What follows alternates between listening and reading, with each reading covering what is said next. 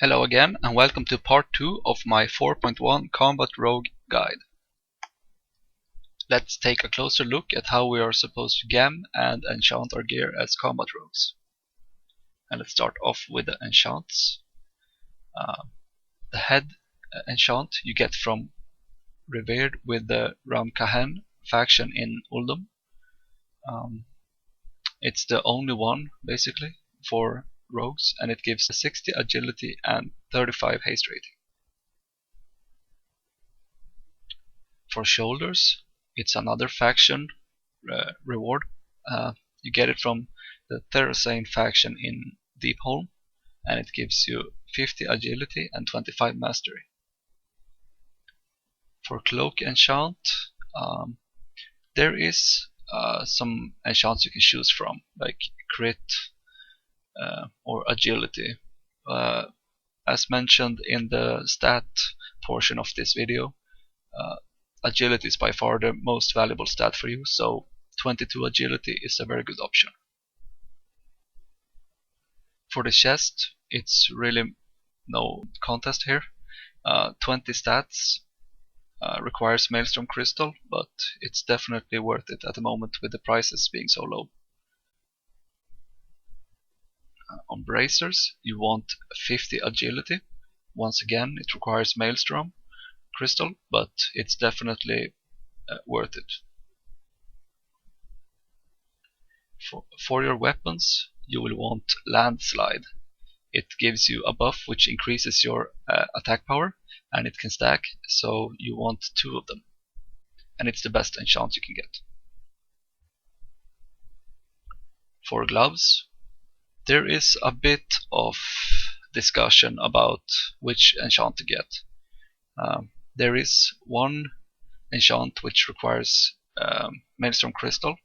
It's 65 mastery rating, and it is slightly superior to the other enchants you can get, such as 50 haste or 50 expertise. But if you cannot reach the expertise cap from reforging your gear and from the gear itself, 50 expertise enchant on gloves is a good option. For the legs, you will want the Dragon Scale leg armor. It's from leatherworking, and it gives you 190 attack power and 55 critical strike rating. For boots enchants, there are a few options. There's 35 agility, there's mastery and haste, but I am a huge fan of movement speed increases, and this enchant that I have is Assassin's Step. It requires a Maelstrom Crystal, but it gives you 25 agility and an 8% movement speed increase, so it's very valuable in raids where you have to move a lot, and that's basically everywhere. If you're an enchanter, the ring enchants are 40 agility, it's like no brainer. And with that, the enchants are done. So let's take a good look at the gemming, and it's pretty straightforward. It's red gems are obviously 40 agility, or 67 agility if you're a jewel crafter. For blue sockets, I would go with 20 agility and 20 hit rating if the socket bonus is worth it, namely if it has some agility in it. If there's a bad bonus, such as maybe 10 mastery or 10 crit, you can neglect the socket bonus and go for a straight agility gem. For yellow sockets, you can go with agility and haste rating. That's a pretty good gem, as haste is worth quite a lot, as mentioned before. And for the meta gem, you will want Agile Shadowspirit Diamond. It gives you 54 agility and increases your critical damage by 3%. That is it for the theory crafting. Let's move on to the combat rotation. Alright, here we are at the dummies, at the Raiders training dummy. And first we want to apply poisons to our weapons. we're gonna use Deadly Poison on the offhand and Instant Poison on the main hand. This provides the biggest damage from your poisons, as Deadly Poison, when it's max stack at 5, you will get instant procs from your main hand. And here we go. You want to get the Slice and Dice up as soon as possible with a reasonable amount of combo points, and I use Killing Spree at the first stack of Insight, namely after 4 Sinister Strikes. And after that I use Adrenaline Rush to get as many finishing moves off as possible to reduce the cooldown of both Killing Spree and Adrenaline Rush. So here we go. Just only reveal strike on 4 combo points. If you are about to apply Slice and Dice, you can do one revealing strike at the end and Slice and Dice, and then finishing move at the next cycle without applying a new revealing strike. So after that, it's basically just keep up Slice and Dice, keep reveal strike at 4 combo points, and use Eviscerate as your finisher. And you might notice that I'm not using Rupture here. That is because, well, there are some discussions about whether or not to use Rupture. Theoretically, it's a minor upgrade in DPS if you have bleed damage increase debuff on the boss, like Mangle from Druids, for example, or from Arms Warriors. But on this dummy, it's just me attacking it, and of course there is no bleed debuff because rogues don't have that in combat. So I just Eviscerate and Slice and Dice here basically, and use cooldowns on when they're ready.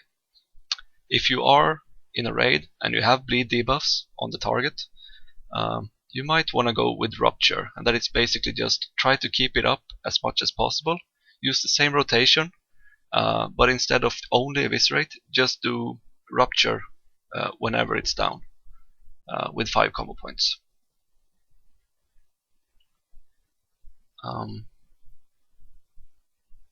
The damage increase from using Rupture in a full raid with all buffs is about 177 DPS for me, theoretically. So it's not a huge upgrade. So in some raids that require a lot of target switching, for example, or if the targets are short-lived, I don't use Rupture at all. I only use Eviscerate. And the difference, as said, is about 170 DPS, and that's not very noticeable, as the DPS can vary a lot more than that just from try to try, based on RNG. The best tip about the rotation is to, as I said earlier, is to stack up 5 combo points and use it after you have popped your cooldowns, because every time you use a finishing move, you reduce the cooldown of that damage cooldown, such as Killing Spree or Adrenaline Rush. And that's it.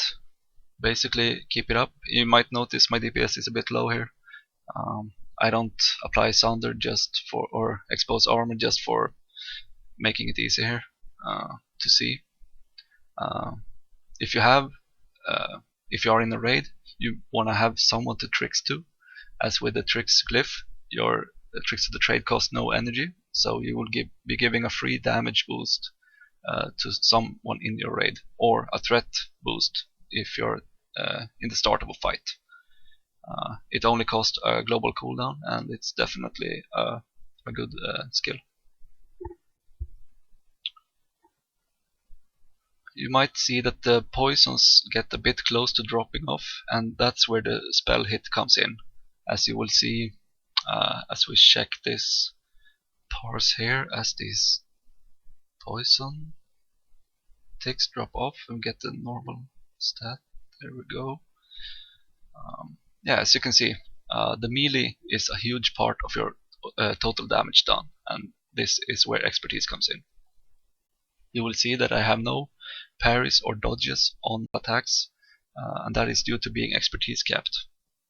There was one parry there on the main gauge for some reason. Let's see here.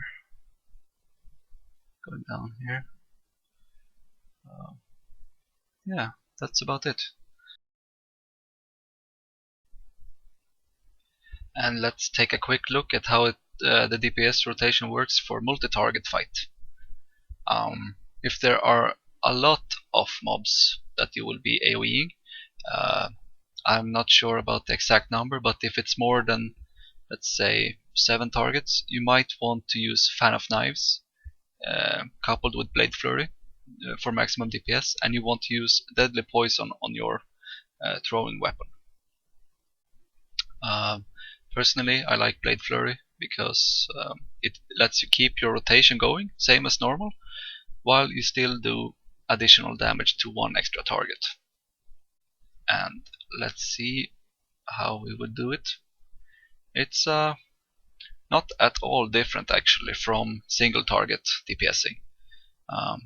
Use Killing Spree on the first stack of Insight, use your cooldowns, and then start spamming finishing moves. And use Revealing Strike at 4 combo points, and never else. If you're maybe that's why I got some parry last try on the single target. Anyway, the dummy, I stood in front of it there, that's why I got parries. But yeah, never use Revealing Strikes on anything other than 4 combo points. Just keep the rotation up, keep Slice and Dice up, and on multi-target fight, if the fight is constantly multi-target, you will never want to use Rupture really, as the Rupture damage will not be transferred by the Blade Flurry. Eviscerate will, and therefore your Eviscerate damage is effectively doubled. So here, use cooldowns whenever they're up.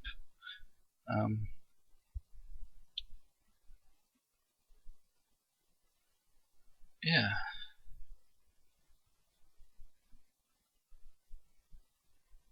There is a slight energy regeneration decrease by using Blade Flurry, as it reduces your energy regen by 15% while glyphed.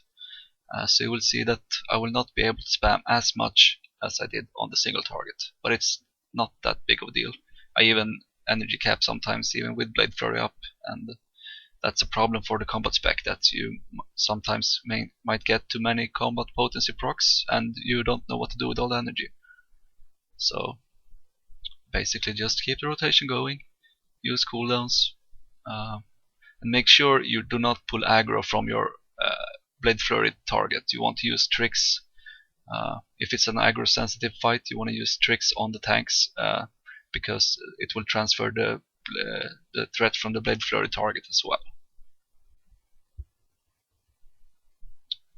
So yeah, that's it.